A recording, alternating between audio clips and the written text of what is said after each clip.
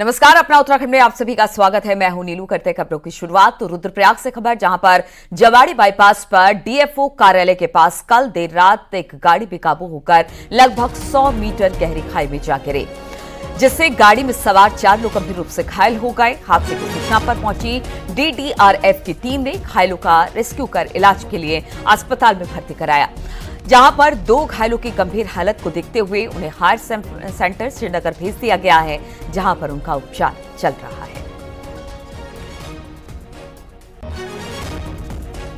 View point जो Jawadi bypass के पास है, वहां से एक गाड़ी नीचे गिर गई है। तो सूचना मिलते ही तत्काल एसडीआरएफ और डीडीआरएफ और पुलिस वालों को अवगत कराया गया, जिससे कि तत्काल मौके पर पहुंचकर देखा गया कि गाड़ी 100 से 150 मीटर नीचे गिरी हुई है और उसमें जो 4 लोग सवार थे और उनको सर्च एंड रेस्क्यू किया गया, जिसमें कि 2 लोग गंभीर घायल थे और 2 नॉर्मल घायल थे और जिन्हें कि जिला चिकित्सालय लाया गया और वहां से 2 लोगों को हायर सेंटर रेफर कर दिया गया और 2 अभी उपचाराधीन जिला चिकित्सालय में हैं। हरिद्वार से खबर आ रही है, जहां पर ज्वालापुर कोतवाली क्षेत्र के प्रेमनगर घाट पर गंग नहर में डूबती महिला को बचाया गया। पुलिस ने स्थानीय लोगों की मदद से महिला की जान बचाई। हरियाणा में से परिवार के साथ आई थी ये महिला। ये डूब रही थी, लेकिन समय रहते इसे बचा लिया गया।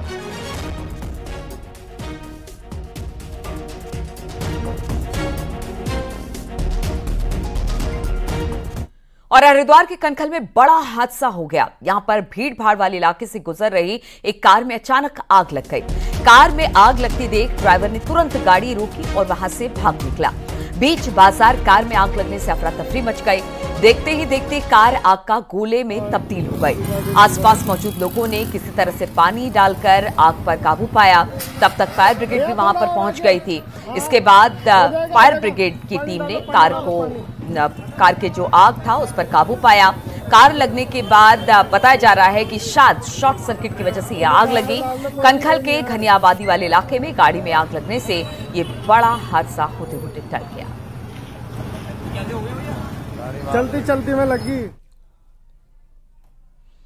देहरादून से बड़ी खबर है, जहां पर जाम से बचने के लिए 6 जगहों पर रैली, जुलूस, प्रदर्शन पर बैन लगा दिया गया है, जिसको लेकर डीएम ने आदेश जारी किया है। इसमें घंटाघर, गांधी पार्क, एसले हॉल चौक, दर्शन लाल चौक, तहसील चौक और बुद्धा चौक पर बैन रैली, जुलूस और प्रदर्शन पर रोक लगा दी गई है। इसके साथ ही सचिवालय और सीएम आवास कूच के लिए नया रूट तय कर दिया गया है। आज किसी को शौक है कि देहरादून में जाकर अपने घर परिवार को छोड़कर बहुत हफ्ते 2 हफ्ते वहाँ पर धरना प्रदर्शन करने का किसी को शौक है? किसी को शौक है कि मुख्यमंत्री के आवास को घेरने के लिए वो पहाड़ों से निकलकर और बहुत दिन की यात्रा करके वहाँ पहुँचे? किसी को शौक है? लेकिन सरकार जब मांगों को नहीं मानती है तो ये लोकतांत्रिक हक होता है। आज इस प्रकार के आदेश जारी करना ये सरकार की तानाशाही का जीता जागता उदाहरण है और कांग्रेस पार्टी इसका पुरजोर विरोध करेगी। और देहरादून से बड़ी खबर मिल रही है, जहां पर राज्य में बाहरी लोगों की जमीनों की अवैध खरीद फरोख्त के मामले में सरकार की तरफ से सख्त आदेश जारी किए हैं। सीएम धामी के निर्देश पर मुख्य सचिव ने रेवेन्यू बोर्ड, गढ़वाल कमिश्नर और कुमाऊं कमिश्नर को यह आदेश जारी किया है। इसमें नियमों के खिलाफ जाकर 250 मीटर से ज्यादा जमीन खरीदने वाले बाहरियों की लिस्ट मांगी गई है। साथ ही उद्योगों के नाम पर जमीन खरीदने वालों की भी लिस्ट मांगी गई है। अगले 1 हफ्ते के अंदर ये लिस्ट देनी होगी। इस पर राज्य सरकार बेहद सख्त दिखाई दे रही है।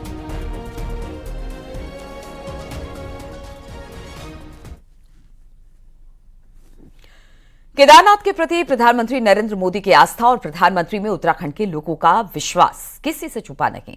ऐसे में अब केदारनाथ उपचुनाव यहां पर होने हैं और उपचुनाव में उलझी बीजेपी प्रधानमंत्री की इसी लोकप्रियता को कैश कराना चाहती है। लिहाजा राज्य बीजेपी की चाहत है कि आचार संहिता लागू होने से पहले प्रधानमंत्री मोदी केदारनाथ आ जाए तो बात बन जाए।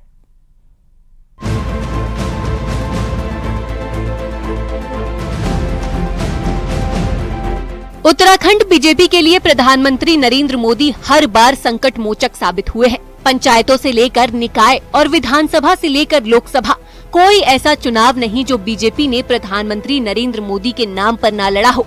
इसका राज्य बीजेपी रिजल्ट भी मिला। पिछले 10 सालों में बीजेपी ने पीछे मुड़कर नहीं देखा। बद्रीनाथ में मिली हार के बाद अब केदारनाथ विधानसभा उपचुनाव बीजेपी के लिए सबसे बड़ा चैलेंज बना हुआ है। ऐसे समय में बीजेपी एक बार फिर प्रधानमंत्री नरेंद्र मोदी की ओर देख रही है।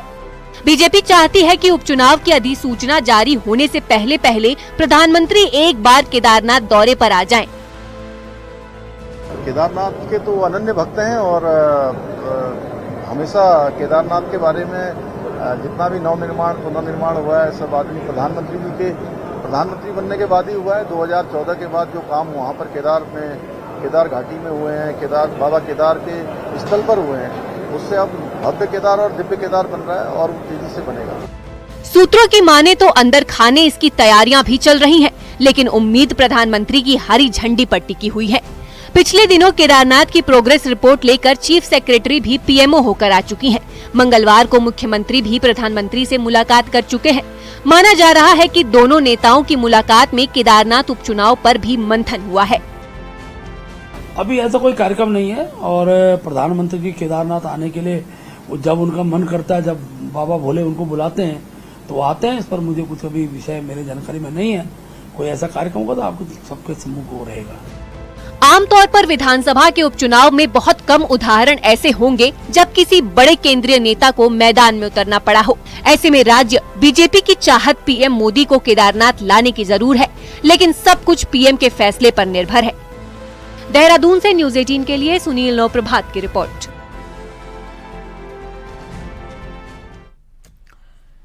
तो आखिरकार सरकार ने छात्र संघ चुनाव की तारीखों का ऐलान कर दिया है। उत्तराखंड के सभी विश्वविद्यालयों के कैंपस हो और इनसे जुड़े कॉलेजेस में 25 अक्टूबर को एक साथ चुनाव कराए जाएंगे। 25 अक्टूबर को सुबह से दोपहर तक स्टूडेंट्स यूनियन के चुनाव के लिए मतदान होगा और शाम के समय वोटों की काउंटिंग होगी, जिसका लंबे समय से छात्र इंतजार भी कर रहे थे। कई कॉलेजों में तो छात्र स्टूडेंट्स यूनियन इलेक्शन कराने को लेकर धरने प्रदर्शन पर भी बैठे थे। इसके बाद सरकार ने 25 अक्टूबर को इलेक्शन कराने का फैसला ले लिया।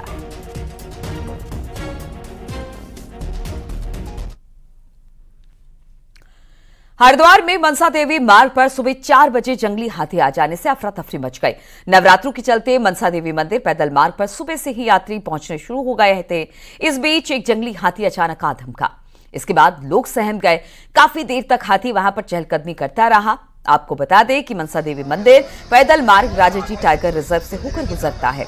टाइगर रिजर्व प्रशासन की ओर से मनसा देवी मंदिर मार्ग पर पर्याप्त इंतजाम न किए जाने के चलते हाथी यहां पहुंच गए। लोगों का कहना है कि जंगली हाथी को मंदिर के मार्ग पर आने से रोकने के लिए इंतजाम करने चाहिए।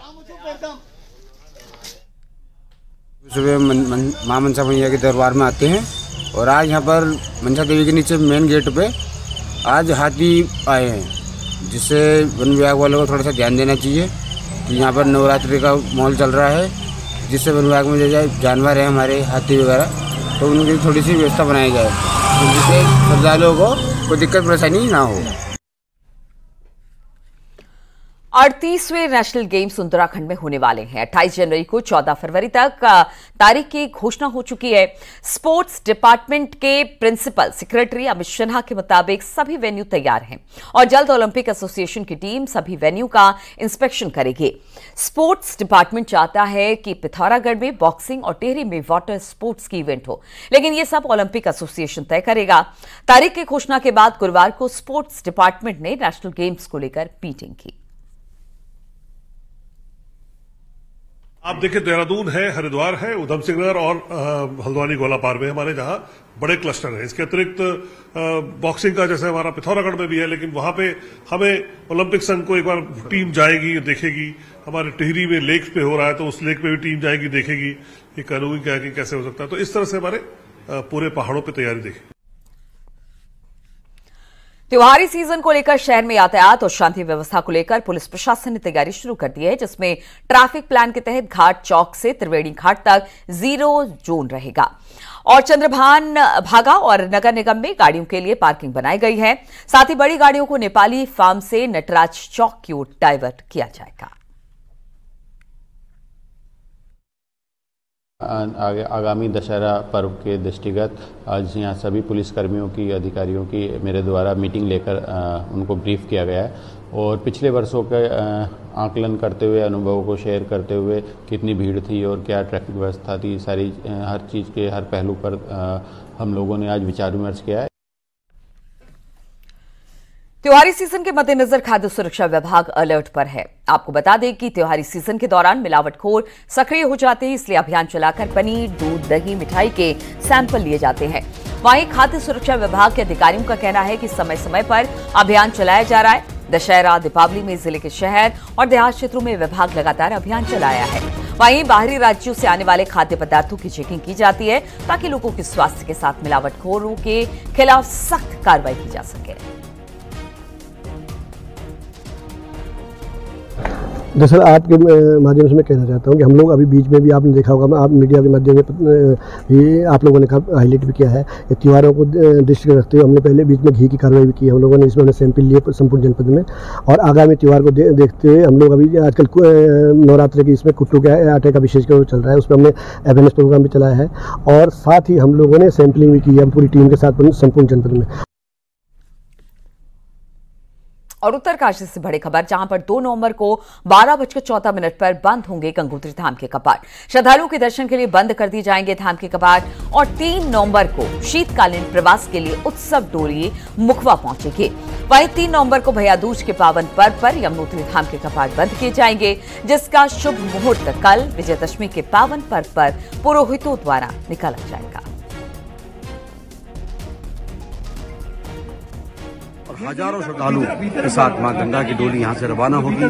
रात्रि निवास मुखवा से 4 किलोमीटर पहले देवी मंदिर में रात्रि को होता है और सारे लोग वहां पर कीर्तन भजन सारी रात्रि को करते हैं। 3 बजे मां पतित पावनी भागीरथी गंगा की जो डोली है वो मुखवा में पहुंचेगी और सभी श्रद्धालुओं को शीतकालीन के जो दर्शन है 6 माह मां भगवती गंगा के वहीं पर सुलभ हो पाएंगे। और सारे देशवासी से बहुत बहुत शुभकामनाएं। नवरात्रि के मौके पर देहरादून में SGRR यूनिवर्सिटी के स्टूडेंट्स और फैकल्टी ने जमकर डांडिया खेला और गरबा भी किया। श्री गुरु राम राय दरबार के महंत और ग्रुप प्रेसिडेंट महंत देवेंद्र दास जी ने सभी को नवरात्रि की शुभकामनाएं दी। देर रात तक हुए इस आयोजन में हजारों स्टूडेंट्स ने अपने डांस से जमकर समा बांधा।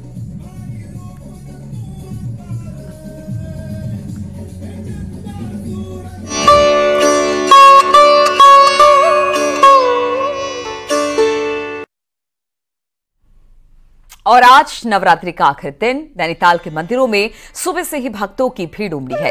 नैना देवी मंदिर में देश भर के पर्यटकों के साथ स्थानीय लोग पूजा अर्चना करते दिखाई दे रहे हैं। मां नैना की पूजा आराधना यहां पर लोग कर रहे हैं। वहीं आज मंदिर में नवमी के लिए विशेष पूजन किया जा रहा है, तो कन्या पूजन भी किया जा रहा है, क्योंकि कहा जा रहा है कि आज अष्टमी और महानवमी दोनों है। कहा जाता है कि नैना देवी मंदिर 51 शक्तिपीठों में से एक है और मां सती की यहां पर बाईं आंख गिरी थी। इस मंदिर की ऐसी कृपा है कि देश से ही नहीं बल्कि विदेशों से भी लोग यहां पहुंचते हैं। कहा जाता है कि मां नैना के मूर्ति के जल को धारण करने मात्र से ही कई रोग दूर हो जाते हैं और नयन ज्योति भी लौट आती है। के दर्शन करने आए हैं और हम लगातार ही नवरात्रों में आते रहते हैं और आज लास्ट डे है। आज हम पासार देवी तक भी जाएंगे और सारे मंदिरों में घूमेंगे और हमारी माता से श्रद्धा बनी हुई है। बहुत बहुत बहुत खुश हुआ, माँ की दर्शन हुआ तो बहुत खुश हुआ। हम कलकत्ता से आए इतना दूर से, तो मैं बहुत खुश हुआ माँ की दर्शन से। तो जो आज अष्टमी को पूजने वाले हैं अष्टमी की पूजा भी करेंगे और नवमी की भी पूजा करेंगे। और हरेला दशहरे में विजयादशमी के दिन जो काटने का प्रावधान, जैसे देवी का हरेला अष्टमी को कट के भगवती को चढ़ाया जाता है, अपने को चढ़ाने के लिए दशमी के दिन।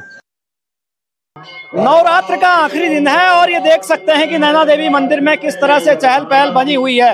इस तरफ जो श्रद्धालु हैं लगातार आ रहे हैं, माँ के दर्शन कर रहे हैं। और नैना देवी की कृपा के बारे में ये कहा जाता है कि माँ के जल को स्नान करने के बाद कई रोग दूर होते हैं। और देखिए नवमी के दिन हवन यहाँ पर चल रहा है और लगातार जो माँ नैना है उसको खुश किया जा रहा है।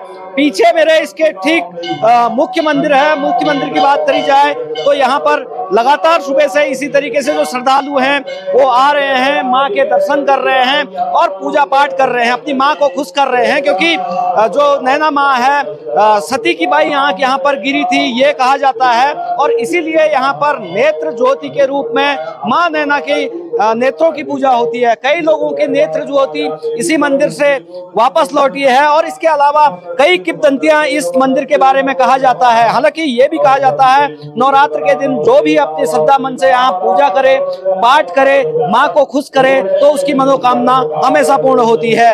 वीरेंद्र बिष्ट, न्यूज 18 नैनीताल। और आज विशेष संयोग से अष्टमी और नवमी एक साथ पड़ रही है। ऋषिकेश में घरों में कन्या पूजन और मंदिरों में मां की आराधना हो रही है।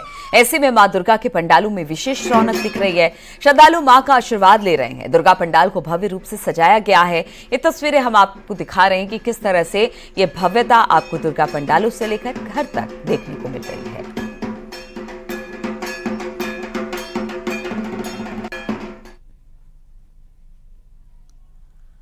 और अब देख लेते हैं पहाड़ टॉप 10।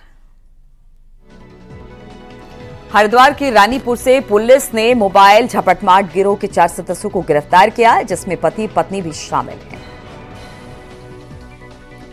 केदारनाथ यात्रा रूट पर गौरीकुंड में 3 खच्चरों से लेकर जा रही अवैध शराब को पुलिस ने जब्त किया। उत्तरकाशी में मोरी ब्लॉक के धारा गांव में आकाशीय बिजली की चपेट में आने से 43 भेड़ बकरियों की मौत हो गई। हरिद्वार की 5 सीटों पर पंचायत के उपचुनाव आज पूरे हुए, जिसमें भगवानपुर, लक्सर, खानपुर ब्लॉक की सीटें शामिल हैं। पिथौरागढ़ जीआईसी में सीमांत साइंस सम्मेलन का आयोजन किया गया, जिसमें जिले भर के स्कूली छात्रों ने शिरकत की। ऋषिकेश में परमार्थ निकेतन घाट पर उद्योगपति रतन टाटा को श्रद्धांजलि दी गई और देश विदेश से आए श्रद्धालुओं ने मौन रखा। हरिद्वार में हर साल आयोजित होने वाली जूना अखाड़े की छड़ी यात्रा की शुरुआत की गई। पहाड़ों में एक बार फिर से मौसम ने करवट ली है। बद्रीनाथ धाम और हेमकुंड साहिब की चोटियों पर बर्फबारी हो रही है, तो वहीं निचले इलाकों में बूंदाबांदी के बाद ठंड पड़ गई है। पिथौरागढ़ के जीआईसी में सीमांत साइंस सम्मेलन का आयोजन किया गया। यू कास्ट के सहयोग से आयोजित इस सम्मेलन में जिले भर के स्कूली छात्रों ने भाग लिया। अग्नि दुर्घटनाओं से बचने के लिए फायर ब्रिगेड की टीम ने रुड़की औद्योगिक क्षेत्र में मॉक ड्रिल किया और कंपनी के कर्मचारियों को भी इसकी जानकारी दी।